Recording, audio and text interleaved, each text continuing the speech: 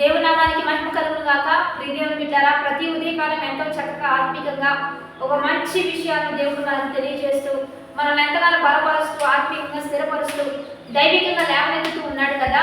మరి ఈ దినము కూడా మనల్ని బలపరిచే దేవాది దేవుడు మనకి ఏ వాక్కునిచ్చి లేవనెత్తుతున్నాడు చూద్దాం. పరిశుద్ధ లేఖన గ్రంథంలో నుంచి మత్తయి శుభవార్త 5వ అధ్యాయము 2-3 వచనం చదువుకుందాం.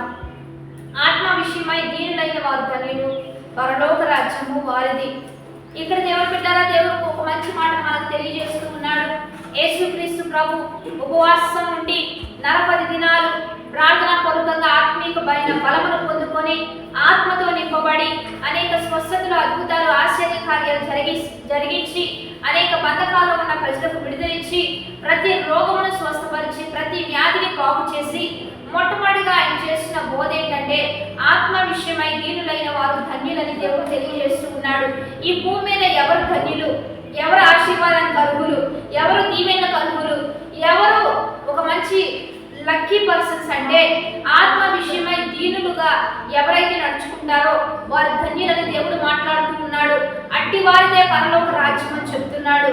ఈ భూమి మీద దేవుడు బిడ్డలారా, ఇక్కడ మనము ఏది పొందుకున్నా పొందుకోకపోయినా ఆ నిత్య రాజ్యంలో మనకంటూ ఒక మంచి స్థానం లేకపోతే యుగ యుగాలు నిత్య నరకాగ్నిలో మనం పడి కాలవలసిన పరిస్థితులు మనకు ఉంటే కనుక ఆ నిత్య నరకాగ్ని, ఆ రెండో మరణం తప్పించుకోవాలంటే, ఆ నిత్య నరకాగ్ని తప్పించుకోవాలి అంటే తప్పనిసరిగా ఈ భూమి మీద మనకు ఉండవలసిన మంచి లక్షణం దీనత్వం, తగ్గింపు, వినయం, దేవుని మాట విని అనుసరించి నడుచుకునే మంచి మనసు మనకుంటే మనం ధన్యులమని దేవుడు తెలియజేస్తూ ఉండగా, ఇంటి మారితే పరలోక రాజ్యం అని తెలియజేస్తూ ఉండగా, మొట్టమొదటిగా దేవునిలో నుంచి ఆయన నోటి నుంచి వచ్చిన మొదటి సువార్త ఆత్మ విషయంలో దీనత్వం కలిగి ముందుకు కొనసాగుదాం. ఎవరైతే ఆత్మలో దీనులుగా ఉంటారో వారు అదే హృదయాన్ని బయటకు చూపిస్తారు కనుక మరి దీనులను లేవనెత్తేవాడు, దీనులను ఆశీర్వదించేవాడు, దీనులను హెచ్చించేవాడు, దీనులకు కృప చూపేవాడు, గర్విష్ఠులను ఎదిరించి దీనులను ఆశీర్వదించేవాడు, కృప చూపేవాడు దేవాది దేవుడు కనుక ఒక మంచి దీనత్వాన్ని ధరించుకుందామా. ఎక్కడికి వెళ్ళినా తగ్గించుకోవడం, మంచిగా మాట్లాడడం, ఒకరిని ప్రోత్సహించే విధంగా, ఒకరిని ఎంకరేజ్ చేసే విధంగా, ఒకరిని ధైర్యపరిచే విధంగా ఉందామా. ప్రతి విషయంలో దేవాది దేవుడు మనల్ని హెచ్చిస్తాడని, మనల్ని ప్రేమించేవాడని, మనం ఎక్కడ ఉన్నా ఏ స్థితిలో ఉన్న పాపంలో ఉన్న మనల్ని లేవనెత్తువాడని నమ్మి మనం కూడా అదే ప్రేమ చూపిస్తూ అనేకులు క్రీస్తు రాజ్యంలో ఉంచుదాం. వాగ్దానాన్ని బట్టి ప్రార్థన చేద్దాం. పరిశుద్ధుడా, మహోన్నతుడా, గొప్ప దేవ, ఈ దినము మీరు మాకు ఇస్తున్న బలమైన వాక్వచనాలు బట్టి నీకు మహిమయ్య. ఎంతమంది వాగ్దానం చూస్తున్నారో మంచి దినత్వాన్ని వారికి దయచేయండి. వారు ఇంకా ఇంకా ఆశీర్వదించబడాలి, ఇంకా ఇంకా దీవించబడాలి, ఇంకా ఇంకా మేలుతో తృప్తిపరచబడాలి.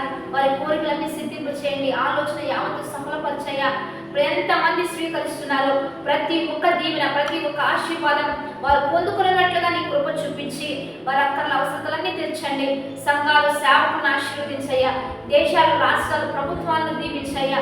ప్రతి ఒక్కరు బర్త్డేస్, మ్యారేజ్ డేస్ జరుపుకున్న వారికి దీవెనిచ్చి నీ ఘనమైన నామాన్ని మహిమ తెచ్చుకోమని ప్రభువైన యేసుక్రీస్తు నామం పేరిట అడిగి వేడుకొని ప్రార్థిస్తూ ఉన్నాము గొప్ప తండ్రి.